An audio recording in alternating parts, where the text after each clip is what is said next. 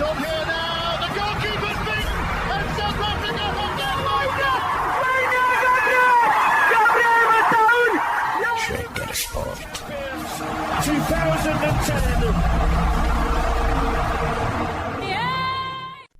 ሰላም ጤና ይስጥልን እንደምናላችሁ የተከበራችሁና የተወደዳችሁ የሸገር ስፖርት ዊዝ አበበ ግደይ የዩቲዩብ ቻናል ቤተሰቦቻችን በያላችሁበት እጅግ አስደሳች ጊዜን እያሳለፋችሁ እንደሆነ ተስፋ እናደርጋለን። መልካሙን ሁሉም ለናንተ እንመኛለን። ታዲያ ይህንን ሸገር ስፖርት ዊዝ አበበ ግደይ የሚለውን የዩቲዩብ ቻናላችንን ሰብስክራይብ አድርጉት፣ የደውል ምልክቱን ተጫኑትና አዳዲስ ፕሮግራሞችን ስንለቅ መልእክት ይድረሳችሁ።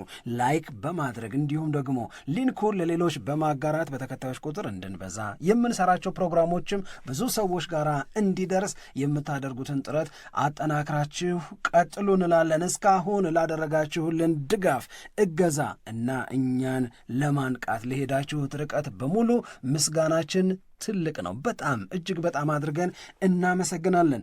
ዴክላን ራይስ፣ ሞይሴስ ካይሴዶ እሁድ በኢትዮጵያ ሰዓት አቆጣጠር 1:30 ሲሆን አንድ ጥያቄ ልጠይቅሽ።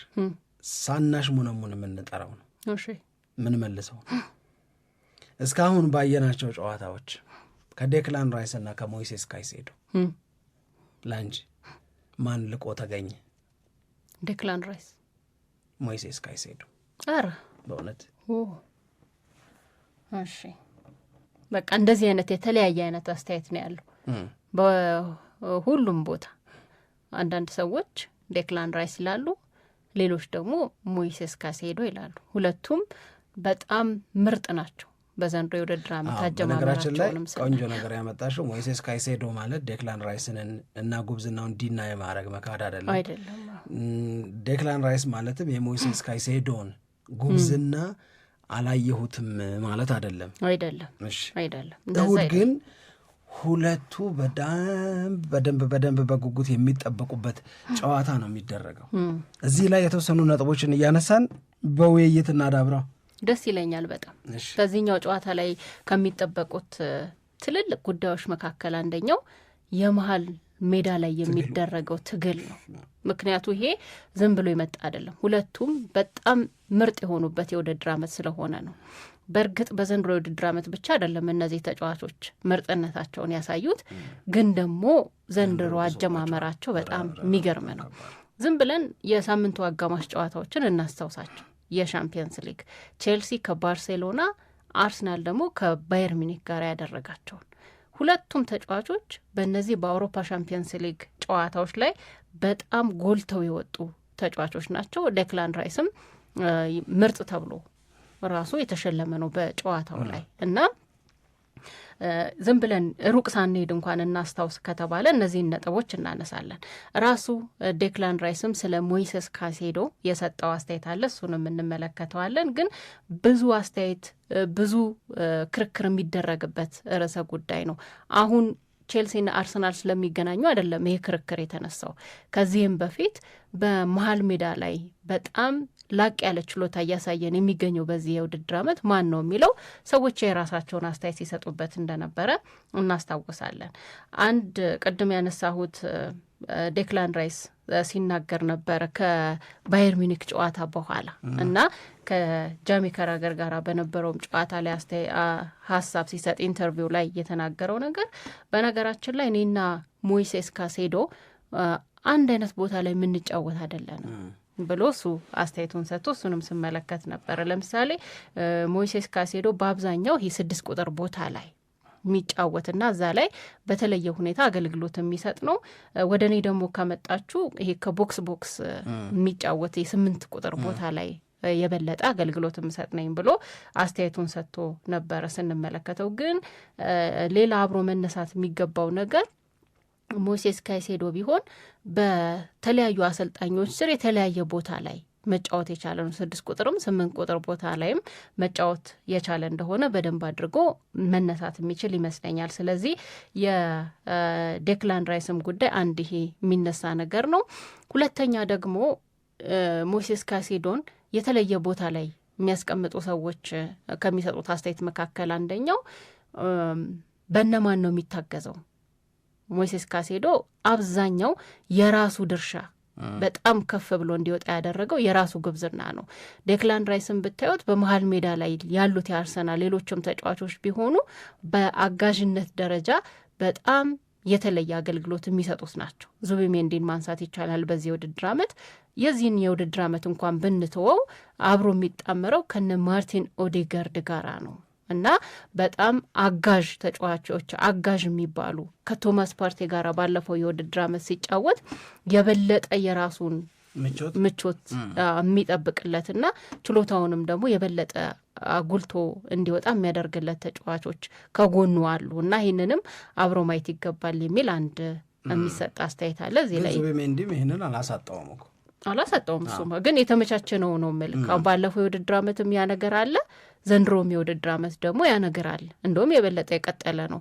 ዙቢሜንዲ ማለት በመሀል ሜዳ ላይ በብሔራዊ ቡድንም ሆነ በክለብ ደረጃ ምን ማድረግ እንደሚችል እያሳየ የሚገኝ ተጫዋች ስለሆነ የበለጠ ለዴክላን ራይስ እንደ አድቫንቴጅ ነው የሚታየው። ስለዚህ ምቾት አለው። እንደውም ከሜሪኒዮ ጋር ሲጫወት ከዚህ በፊት አርቴታ ላይ አንዳንድ ጥያቄዎች እንዲነሱ ያደረገ ነበር። አልተግባቡም እነዚህ ተጫዋቾች ተብሎ።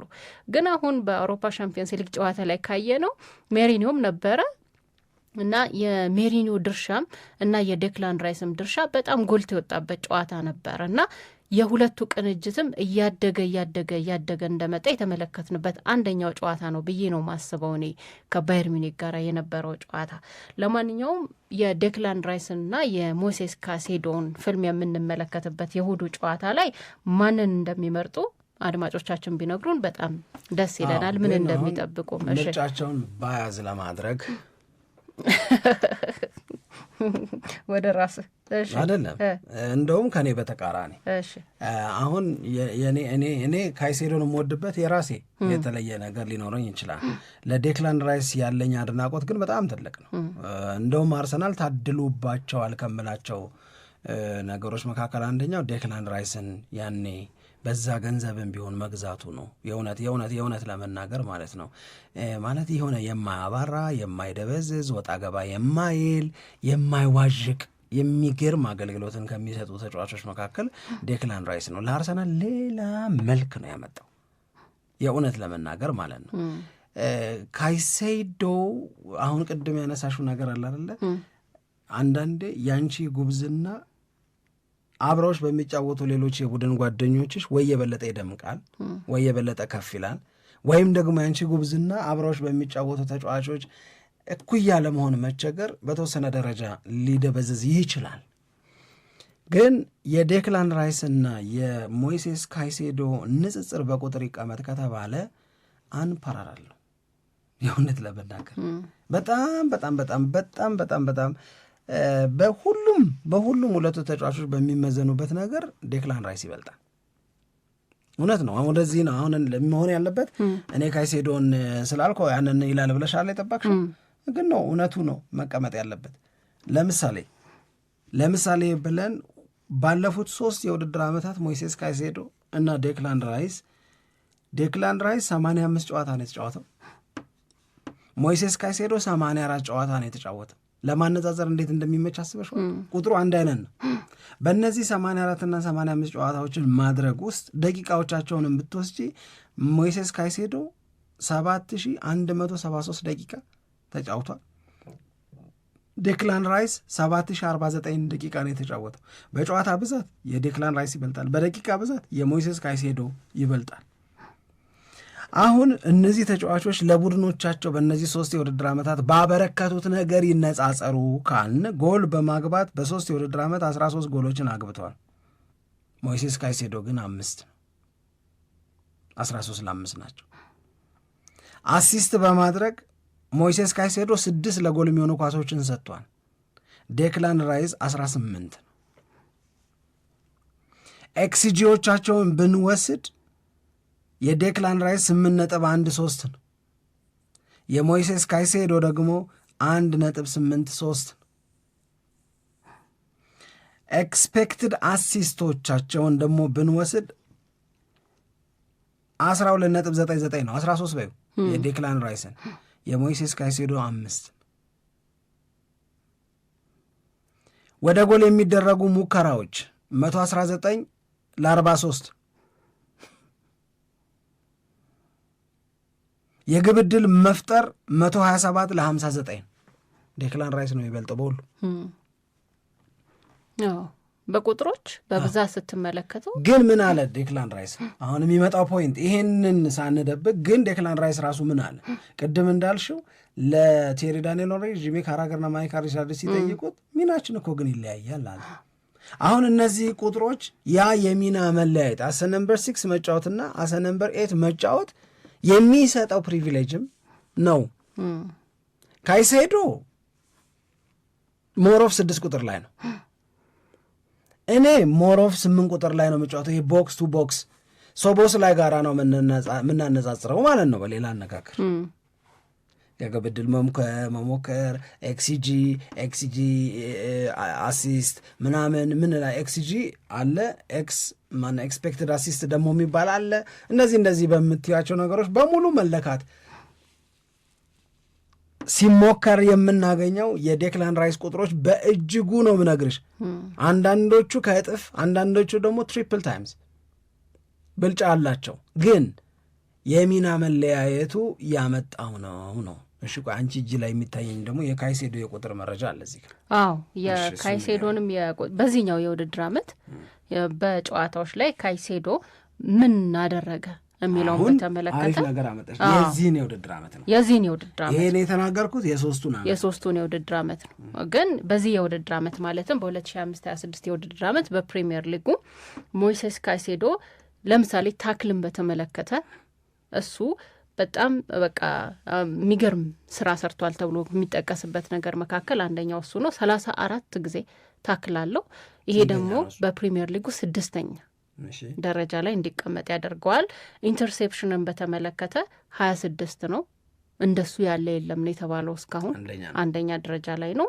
ከዛ በተጨማሪ ይሄ ፖሴሽንን በመሀል ሜዳ ላይ በማሸነፍ ረገድ ደግሞ 4ኛ ነው። እንዲሁም ዱዋልን በማሸነፍ ደግሞ 13ኛ ነው። እዚህ ላይ ትንሽ ቁጥሩ ዝቅ ያለ እንደሆነ ማንሳት የሚቻል ይመስለኛል። ከዛ በተጨማሪ ደግሞ ይሄ ፕሬዠሮችን ተርንኦቨር በማድረግ ደግሞ እሱም ጫናን በመቀልበስ ረገድ 17ኛ ደረጃ ላይ ነው የሚገኘው። ይሄ ግን ቅድም እንደተባባል ነው የዚህን የውድድር ዓመት ጉዳይ ብቻ የሚመለከት ነው። የሶስቱን የውድድር ዓመት ጉዳይ በተመለከተ ቅድም የጠቀስናቸው ነገሮች ስላሉ አብዛኛው ለማነጻጸር ላይመች ይችላል። በተለይ እንደዚሁ አይነት ተመሳሳይ ቁጥር አለሽ ዴክላን ራይስ ላይ በዘንድሮ የውድድር ዓመት የዴክላን ራይስን እናወጣዋለን። ግን የጎል ማስቆጠርን ጉዳይ በተመለከተ በሁለቱ ተጫዋቾች መካከል ያለው ልዩነት ግን በጣም ሰፊ እንደሆነ ደግሞ አብሮ መነሳት የሚችል ይመስለኛል። ይሄ ምናልባት ዴክላን ራይስ ያው ወደፊት በጣም አዘን ብሎ እየተጫወተ ስለሆነ ተስቦ ስለሚጫወት የመጣ የቁጥር ብልጫ ሊሆን ይችላል። ግን ብዙ ነው። ለምሳሌ ዴክላን ራይስ ባለፉት 3 የውድድር ዓመታት ከአርሰናል ጋር ባደረጋቸው ጨዋታዎች 31 የፕሪሚየር ሊግ ጎሎች አሉት። ብዙ ነው ይሄ። እንደውም እንደዚህ ድረስ ዴክላን ራይስ በ3 የውድድር ዓመት ጎል ፕላስ አሲስት ነው። 31 ላይ የደረሰ ነው። ጎል ፕላስ አሲስት ነው። ግን የሞሴስ ካይሴዶን ደግሞ ስትመለከተው በጣም አነስተኛ የሆነ የዴክላን ራይስን እዚህ ጋር ለማንሳት የፈለግኩት ለምንድን ነው ከነማን ጋራ ነው የሚነጻጸር ራሱ አርሰናል ቤት ካሉት ከሌሎቹ ተጫዋቾች ለምሳሌ ከቡካዮ ሳካ ከትሮሳርድ እና ከካይ ሃቨርትዝ በኋላ ነው የሚመጣው የዴክላን ራይስ። መጥፎ ቁጥር እኮ አይደል እነሱ አብዛኛው ጎል የማስቆጠር አሲስት የማድረግ ሚናቸው ወደዛ ያዘነበለ ነው። የዴክላን ራይስ ደግሞ እንደነሱ አይነት ሚና አይደለም ያለው። ግን በዛ ረገድም ሆኖ 4ኛ ደረጃ ላይ ልጠራ የምችለው ከአርሰናል ቤት ዴክላን ራይስን ከሆነ በጣም ውጤታማ እንደሆነ የሚያሳየን። ለነገሩ ሂት ማፖቹንም እንደዚህ ስታያቸው አብዛኛው ወደ ተቃራኒ የሜዳ ክልል ላይ እየደረሰ የሚመለስ አይነት ነገር ነው። ብዙ ያካልላል። ከቦክስ ብሎ እሱ ማስተያየት የሰጠው አንደኛው ነገር ያንን የበለጠ የሚያመላክት ነው እና የዴክላን ራይስ ጉዳይ በዚህ አንድ መታየት አለበት ነው። ሌላ ደግሞ ፍሌክሲቢሊቲን በተመለከተ የሞይሴስ ካይሴዶም ጉዳይ አብሮ መነሳት የሚችል ይመስለኛል። ለምሳሌ ሞይሴስ ካይሴዶን በተመለከተ ቅድም ከተለያዩ አሰልጣኞች ጋር አብሮ ሰርቷል ብለን ስንናገር ነበር። ለምሳሌ ከሮቤርቶ ዴዘርቢ ጋር ሲሰራ በብራይተን 6 ቁጥር ቦታ ላይ ነበረ የሚጫወተው። ከግርሃም ፖተር ጋር ደግሞ ሲሰራ 8 ቁጥር ቦታ ላይም እንደዚሁ ተጫውቶ እዛም ላይ በጣም የተሻለ አገልግሎት መስጠት የሚችልበት እድል እንዳለ አሳይቷል። እንደውም የበለጠ 8 ቁጥር ቦታ ላይም ሲጫወት ይሄ ከቦክስ ቦክስ የመጫወቱን ነገር ከዛ በተጨማሪ በጣም አግሬሲቭ ሆኖ የመጫወትን ነገር ጎል ማስቆጠርን ነገር በተመለከተ እዚህ ላይ ትልቅ ብቃቱን አሳይቷል ብለው አስተያየት የሚሰጡም ሰዎች አሉ። ከኢንዞ ማሬስካ ጋራ ደግሞ አሁን 6 ቁጥር ቦታ ላይ ነው እየተጫወተ አገልግሎት እየሰጠ የሚገኘው። አንደኛ ከተለያዩ አሰልጣኞች ጋራ የተለያየ አጫወትን እየተከተለ መስራቱና በተጫወተባቸው ቦታዎችም ላይ ደግሞ ውጤታማ ሆኖ መታየቱ የበለጠ ድርሻ ሊሰጠው ይገባል የሚል አንድ አስተያየትም አብሮ ከሞይሴስ ካይሴዶ ጋራ የሚነሳ ይመስለኛል። ስለዚህ የሁለቱ ተጫዋቾችን ጉዳይ በተመለከተ አሁን የዓለም መገናኛ ብዙሃኖች በአብዛኛው እያወሩ የሚገኘው አንደኛው ነገር ይሄ ነው። የቼልሲና የአርሰናል ጨዋታ ልክ ባርሴሎናን ካሸነፈ በኋላ ቼልሲ ትልቅ ርዕሰ ጉዳይ እንደሆነ ሁላችንም ያየነው ነገር ነው። በእርግጥ እኛ በፕሮግራማችን ላይ ሰኞ ይመስለኛል በነበረው ጨዋታ ላይ አርሰናል ከባየር ሚኒክ ጋር ከመጫወቱ አስቀድሞ ለአርሰናል ትልቁ ወሳኙ ጨዋታ ከቼልሲ ጋር የሚያደርገው ጨዋታ ነው እንጂ ከባየር ሚኒክ ጋር የሚያደርገው አይደለም ብለን የተለያዩ ሀሳቦችን ስናነሳ ነበረ። ያ እንዳለ ሆኖ የቼልሲ ፐርፎርማንስ ግን በአውሮፓ ሻምፒየንስ ሊግ ላይ የታየው ነገር የእሁዱን ጨዋታ በጣም እንድንጠብቀውና በተለያዩ አቅጣጫዎች ነገሩ እንዲታይ ያስገደደ ሆኖ እየተመለከት ነው። ስለዚህ እነዚህ ሁለት ተጫዋቾች ራሳቸውን የበለጠ ለማሳየት ትግል ያደርጋሉ ተብሎ የሚጠበቅበት ጨዋታ ነው። አሸንፎ የሚወጣው ማን ነው የሚለውን ደግሞ ሁላችንም ለማየት እንፈልጋለን። እዚህ ጋር ጥያቄ የሚነሳው ፌር ነው ወይ ነው ሁለቱን ማነጻጸሩ። አሁን ዴክላን ራይስ እንደተናገረው በ6 ቁጥር ሚና የሚጫወተውን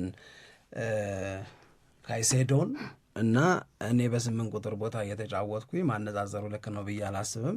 ግን እሱ በጣም ጥሩ ብቃት ላይ ነው ያለው፣ እኔም እንደዛው ነው። ለማንኛውም እሁድ የሚሆነውን እናያለን ያለው ፈገግ እያለ ግን ውስጡ ፉከራ የሚመስልም ነገር አለ ፊቱ ላይ ይታይ ነበረ። እንደዚህ አይነት ኮንፊደንስ ስሜት ይታየኝ ነበረ። እኔ ይህንን ንጽጽር አሁን ያነጻጸርናቸውን 8 ቁጥር በሚለካበት መለኪያ 6 ቁጥር ላይ የሚጫወተውን ልጅ መለካት ልክ ነው ወይ? ልክ ነው? አይ ልክ አይደለም። እሱማ ሁሌ እኛ የምንናገረው ነገር የትኛውም ንጽጽር ሙሉ ሊሆን አይችልም። ስፔሻሊ ደግሞ ይሄኛው ለመሰለሽ አሁን ዲፌንሲቭ ሚድፊልደር ነው አይደለም ካይሴዶ። እስኪ በዲፌንሲቭ ኳሊቲያቸው ዴክላን ራይስን እና እሱን ደግሞ እናነጻጽር ብንል የካይሴዶ ቁጥሮች የበለጠ ሊያመዝኑ ደግሞ ይችላሉ። መሆን ያለበት ምንድን ነው?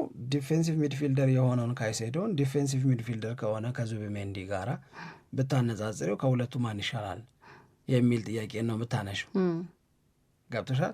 ይሄኛው ግን ሞር ኦፌንሲቭ የሆነ ነገር አለው። ቀድም እኮ ያነሳሽው ነገር እኮ በጣም ጥሩ ገላጭ እኮ ነው።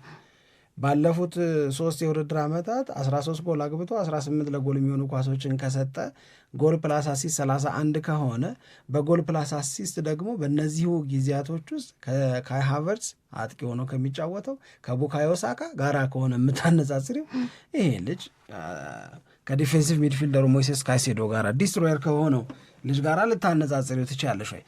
መለኪያዎችሽን ያንን ማድረግ ይቻላል ወይ ነው።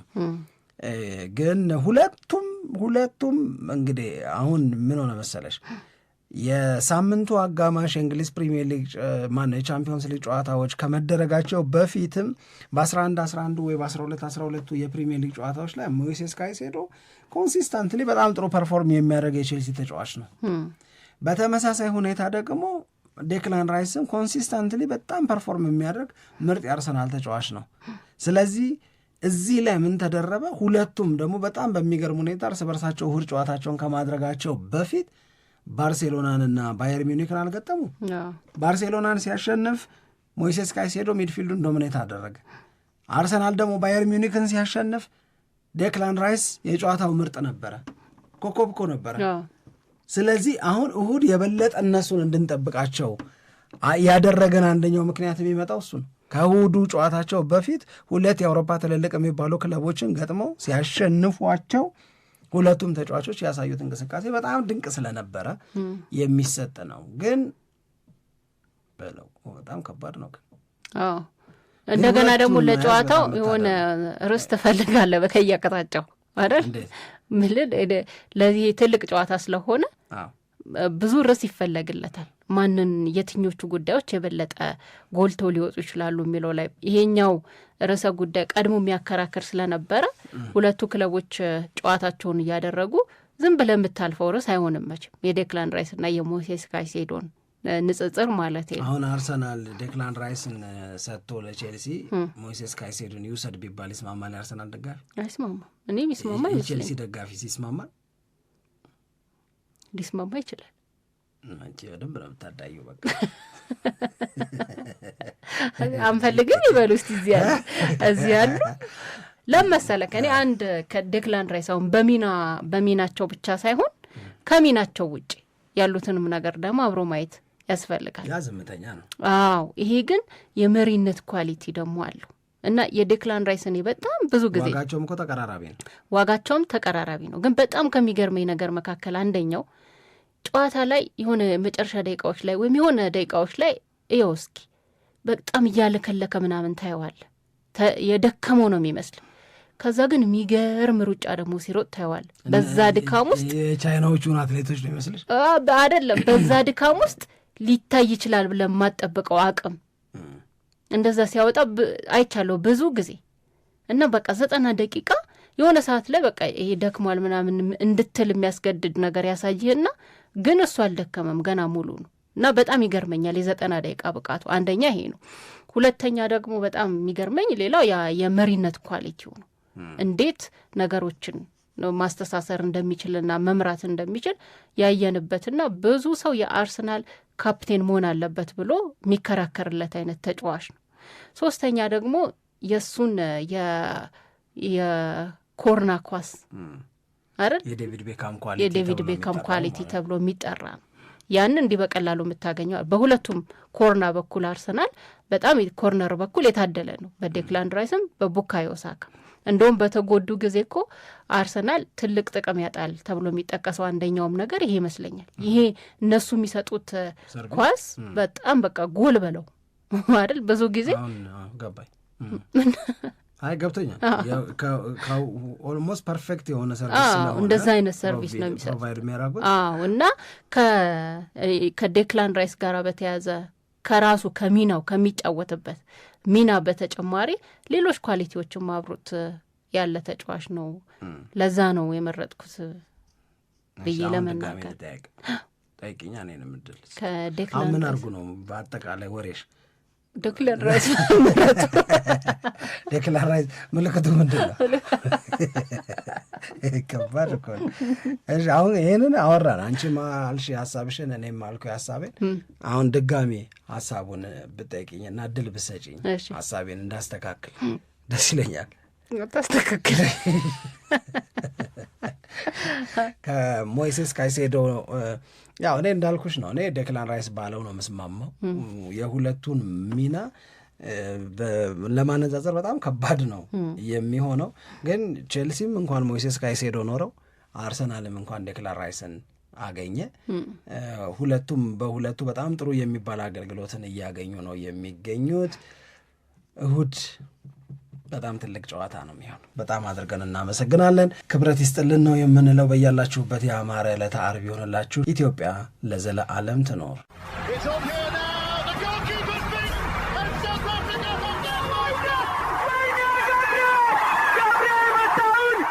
ሸገር ስፖርት 2010